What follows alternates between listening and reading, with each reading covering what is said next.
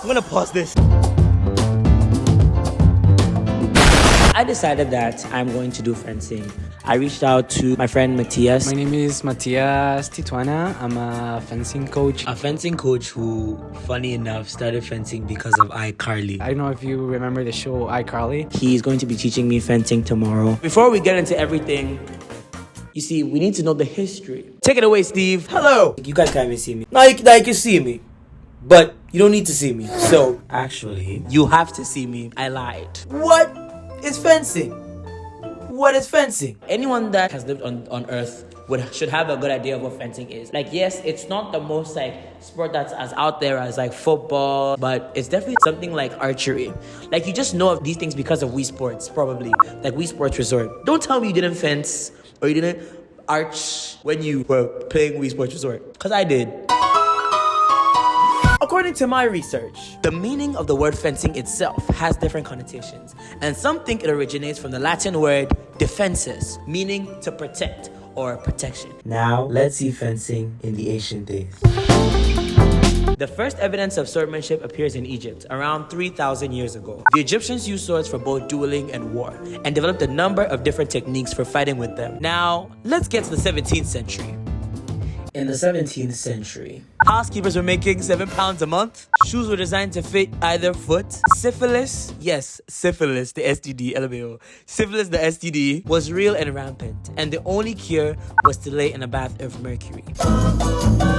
And the Great Fire of London also happened in this century. Another fun thing, which might be a little bit crass, but hear me out, that happened in this century was the conception between Caterina Angela Malevolti And Giacomo Tremamondo. why was this so important, you may ask? because in the 18th century came the birth of... Yup, Domenico Angelo founded one of the first fencing schools in 1763. What made the school different from any that had preceded it was the fact that he emphasized on weapon handling and footwork. When I fenced, there was a lot of footwork, which I was surprised about. Like, when I say, I don't know what muscle right here is called, but ever since I fenced, these muscles are firm. So now let's take it back to the studio, to Steve. What are my thoughts? You didn't ask, but I'm gonna tell you my thoughts before doing it. I'm a little bit scared because it's something new, but I'm actually very, very excited because I'm what if I end up really enjoying fencing, or what if I end up being the next fencing champion, fencing. Yeah, fencing. Yeah. What if I become the next Asamoah of fencing? Who knows? Stay tuned. So on the fateful day of, I don't actually remember the day, but on that fateful day, I hopped on the subway and I was going Queen, Dundas, College. Then before I knew it, I was at Rosedale. I was at Davisville. I was at St. Clair, Eglinton, Lawrence. Then I got to North York Center, and then to Finch, I arrived. Finally. And then finally, I arrived.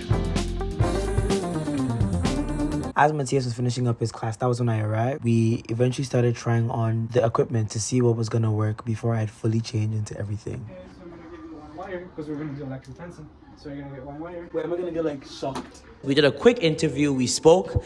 I asked him his thoughts and opinions on me because I'm literally so awesome and he needs to be vocal about that. Do you have high hopes for me? I always expect the best. Yeah, I always expect the best from my students. You can always surprise your coach. And we went. So we started off by doing some warm-ups. He walked me through the warm-ups, and honestly speaking, I started feeling really, really silly during the warm-ups. I remember after the warm-ups came me having to learn the basics. The first thing he taught me was how to salute.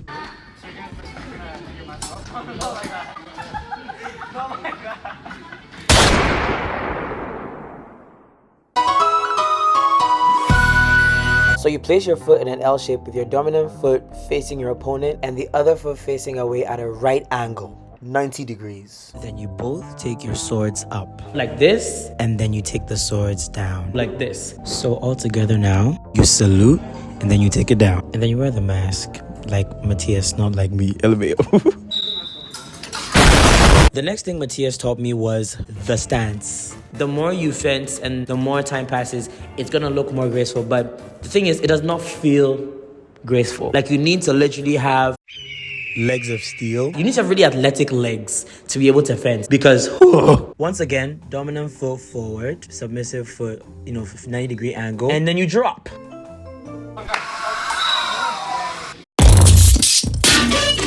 So you start on the heel, and then you bring in the foot. So we stayed on the leg work for a little bit more, and then after that he showed me his style, and then all of a sudden, oh my god, he's a fencing champion. Okay, let's be real. It's my first try, so it's good enough. I'm gonna take you to the lunge. That was the next thing that Matthias taught me how to lunge. Sorry, this thing is actually killing me. And this is how you lunge. Short, simple, and sweet. And lastly, before we fence, here's the equipment that's needed for fencing. Fencing helmet, fencing pants, fencing jacket, fencing gloves, fencing sword, body cord. Anyways, time to fence. I don't like that sound.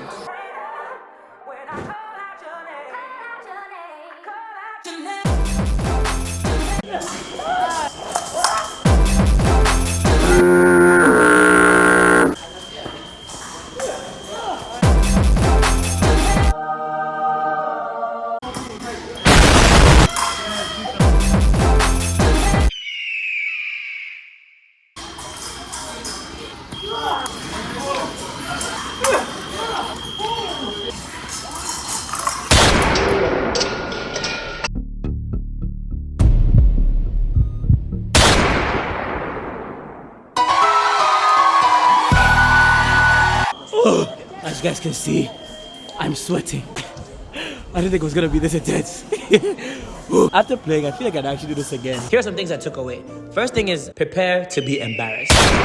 You're going to feel very silly. I guess with anything, when you're starting things for the first time, you're probably not going to do it right. Another thing I realized was that I guess this builds on my first point. Embrace your cringe.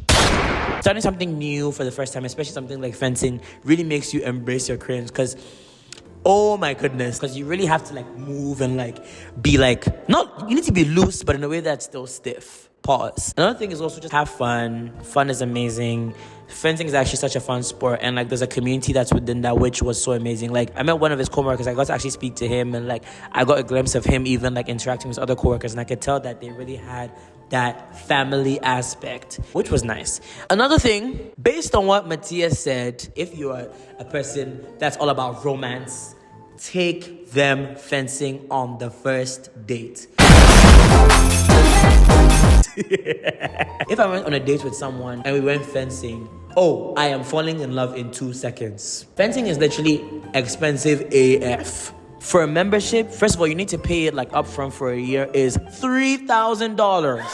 3K, and that's just for the membership. I'm gonna get this ice pack. You need to get the equipment, you need to get the outfit, the sword. In reality, unless you make it to the big leagues, there's a high chance that you're probably not gonna get anything from fencing in the end. People still do it just for the love of it, and I personally feel like that's how life is supposed to operate. The rule of thumb for knowing that something is for you is if, like, in spite of the fact that you're possibly not even gonna make a dime, or even like people are gonna look at you like you're literally wasting your time, you still show up every single day or every other day to do the thing that you love. Matthias rated me really low. How would you rate my fencing on a scale of 1 to 10? 10 being amazing, like he's the next fencing champion, and 1 being... The thing is that you can always improve, right? But I did like that was fun. Are you afraid to rate? So out of 10, I would say the private lesson was an 8. Oh yeah, the private lesson I would say was an 8. Like, really? You listen to my instructions. Then the combat part, it can be like 2, like 2 and 3. Matthias, I'm going to be sending my hitman to your house. No. On a more serious note, honestly, I rate Matthias a 10 out of 10. Thank you again. Thank you to Matthias. Thank you to Bango Fencing, Toronto Fencing Center. So that was my experience fencing. I want to continue trying new things. I want to continue experiencing new things, putting myself in places where there's community, where there's connection, even if it's not something I necessarily resonate with. Anyways, thank you so much for watching. There are definitely gonna be some more videos coming. Yeah, stay tuned. This has been Steve. This has been fencing, and I love you all. Bye-bye.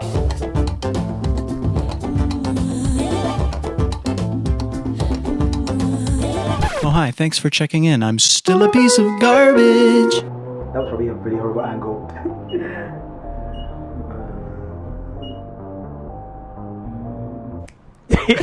Okay.